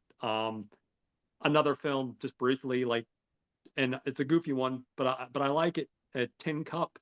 It's not based on a true Oh, story, but I yes. love the comedy in it. But beyond the comedy and the sweetness of the romance and stuff like that between him and Rene Russo, there's this idea of this guy, this through line that runs throughout this movie, the movie we're talking about today, and the movie I was just talking about, Without Limits, about these characters that at a certain point they put their insecurities behind them and they chase the dream. They go Yeah. for it. You know what I Yeah. mean? Maybe Absolutely. that's me just projecting a little more into some of these films, like especially Tin Cup's a little bit lighter than that. But overall, there is that Don Coyote theme, if you will, chasing Yeah. after windmills or Yeah. just going for it. Yeah. And then when you tie in the little things, like the things that pull at the heartstrings, like the first love, kind of thing, Yeah. and how much that hurts. I mean, Yeah. I probably shouldn't admit this to anyone, but I was that nerdy kid that didn't have a girlfriend or anything like that until I was out of high school. Like I was that nerdy kid. I mean, I ran track and I had my friend group and all that like that, but I was by no means Mr. Suave. You know what I mean? So like Right. having that first love and knowing that's like having that first breakup, all Yeah. these different things, having that best friend that would, was ride or die best friend that would have your back. You know what I mean? Like Yeah. it just touches on a lot of different things, and you can see that everybody in the cast, starting from the filmmaker all the way down, just poured their heart into it. And Oh, and yeah. and it's one thing to get that from the director, writer, but you're not always getting that from the DP. You're not always getting that from our actors. You know what I mean? Yeah. A lot of actors, Absolutely. whether you're well known or you've just done theater before, regardless of what your resume, a lot of actors are they're just there to read lines and hopefully collect a paycheck and put something on their resume. And I feel like everyone here, like I said earlier, they not only gave a genuine performance, but they also gave a solid, just showed off solid acting chops. Oh, So yeah. yeah, and that's impressive because, like I said, you don't expect that from actors that are early on in the Yeah. career. Um, It was so impressive for such a I'll go out on a limb except for Daly, an yeah, inexperienced yeah, cast to put on such a performance that I wasn't picking apart their character or their yeah, nuances or their picadillos, whatever. What yeah, I was focused on was the story. I mean, yeah, that was so impressive. yeah. I mean, you talked about Robin, when she made the hand motion, I was like, oh shit, what the hell is she getting ready to show she's gonna Yeah. do? And then she sticks her And fist then in all the of a mouth. sudden I'm she's like, like, did not see that coming. Um, no, no, no. but it they added so much to this story that it had me thinking a little while after watching this. It's we talk about nostalgia and trying to contrast it to today's times where sadly it is a very 24/7 quickly give it to me, give it to me, give it to me now. Yeah, How many kids are getting left behind or having their dreams crushed because, how do we know there's another, Johnson not out there? But now you have like AI and all this other stuff where anybody can say, oh, I'm doing this for cloud. I need this for clicks. I'm going to make this. And there's no real heart or passion Yeah, anymore. And you see glimpses of it nowadays in Hollywood, other markets, Korean cinema, Indian cinema. yeah, But for the most part, it to me as a fan and someone who loves cinema, movies, the stories, everything that's coming out, watching this movie and then seeing what can be done today, it makes me worried a little bit that, yeah, some real true creativity, ingenuity, real, you know, shooting from the hip, I got to go with my gut momentum to make something is going to be a little bit lost because everything is so quick and so easily accessible now. You talk about, trying to call Herb Lightman. Back in the day, for those who know the struggle, you had the yellow book, you had your rotary phone, you barely had the push button numbers, but you were calling line after line after line. Whereas today, Google or Alexa, look up a number and then you'll get, it's like right there at your fingertips. They don't you'll find out what his really, production y- company is, and then you'll email them, you and you'll know, either get rejected right there within a day or two in an email, or you won't. exactly. You know what I mean? It's that anticipation, that drive. So that worries me again, where this movie 5/25/77. All I can say is thank you to you to ask No, me to yeah, watch it, and for Johnson, and thank you for finishing this film, because yes, I do appreciate the story he told, that yeah, took me so far back to some of my earliest memories. Like you said, we talked about Pendleton. Oh my God, that was Max on the phone talking to Kermit. Oh my gosh, yeah, just so much nostalgia with this movie. Again, the takeaways that he's trying to give you, and again, and I'll just wrap up by just quoting Pendleton slash Lightman again. If it can happen to me, it can happen yeah, to you, folks. Understand those words. If you yeah, have, take heart those words and don't give up. Don't let anyone yeah, dissuade you and stuff like that. Keep going forward.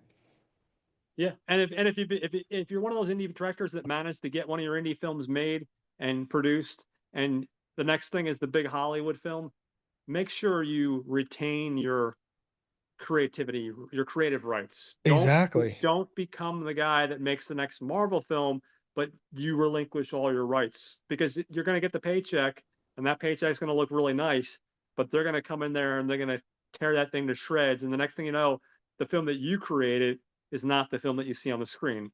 Perfect example with Edgar Wright, who wanted to make Ant-Man, and Oh yeah. he walked away from it because they just wanted to change his vision too much. His screenplay is not the screenplay that they ended up making. And I don't mind the first Ant Man. That's another story. That's another whole other conversation. But it's an example of like a guy that's like, take the Hollywood money, sure, but make sure that you're able to keep that vision, because you see a lot of indie directors that when they finally make their name for themselves and they finally make that mark, the next thing you know, they lose sight of their vision, their creative vision, because they're working in a Hollywood studio, and all the things that we loved about them, which is, by the way, the irony here. That's the reason that these big studios hire them, is because they see something different and they see something creative, but then they want to rein that person in. So Yeah. don't become the creative guy with a wonderful vision and then get trampled on by a studio. If that's Right. the case, keep on making your indie stuff, because Yeah. eventually, if you make enough good stuff, they'll let you make things on your own terms. Because there are plenty Yeah. of directors that have made the transition from little films to big films, and they still have the rights. They say, "Listen, I get the final cut on the edit. I get Yeah. to make my film my way," because Yeah. they see the talents there, and they're not going to fuck with you. If you're early on, they might say, "No, no, no, no, no. We get the final cut," and that's when your vision turns from one thing into something completely different, and you get there's too many. Unfortunately, there's too many films that happen to with a lot of these indie filmmakers. Hold on, Absolutely. hold on to your creative vision. So Yeah, hold on to your creative vision, stay true to yourselves, and always keep your remember voice. what drove you Keep your to voice. make your first film. Yeah, make Yeah. keep your voice. Remember that, because there are a lot of indie stuff, be it movie, be it television, be it Yeah. music, be it comic books. There's a lot of great indie stuff out there, folks. Yeah. You know what I Absolutely. mean? It's not the major mainstream stuff, but I mean, let's be honest, how much of the major mainstream stuff is actually, Yeah. crap? Well, I that's mean, the you stop to problem. think of it, That's it's why, crap. unfortunately, like I know I'm a little jealous because I know Troy brags about how he has all these wonderful movie theaters by you guys and a lot of the indie stuff. I'm in suburbia and I'm not in small town USA here in Jersey, but where I'm at, we've got two major theaters. They're both about 15 minutes apart. But unless the film has been nominated for like an Academy or a Golden Globe, and even then, it's unlikely we're going to get them. We get all the mainstream stuff, which is fine. There's nothing wrong with the mainstream stuff. But like you pointed out, some of the mainstream stuff is crap because of Yeah, like, when Marvel's putting out their 20th film, sometimes that creative voice isn't there the way it used to be. You know what I yeah, mean? They're painting by numbers instead of trusting the filmmakers. And that's yeah, not the case in every film. There are exceptions, but it's a case in a lot of the films, which is sad. yeah. Yeah. It really is. It really is. So, again, But bottom anyway, line is yeah, thank you so much for no, this film, and again, no, Johnson, thank you so much. This movie is fantastic, folks. I highly recommend. Just it's on Tubi. yeah, Um, it's on Tubi. definitely give this a watch. Like I said, it's not a must watch, but it's a highly recommended. Yeah, Give it a watch. Give it a and watch. Really. and if you look on, I think Hamilton Books had it on sale pretty cheap not too long ago. So if you like physical media, definitely pick up a copy. There's a behind the scenes stuff on the physical copy. You get like I think you get Pat Johnson talking at a film Yeah. festival, and he goes into a nice lengthy conversation. I think originally, if I'm not mistaken, it might have been.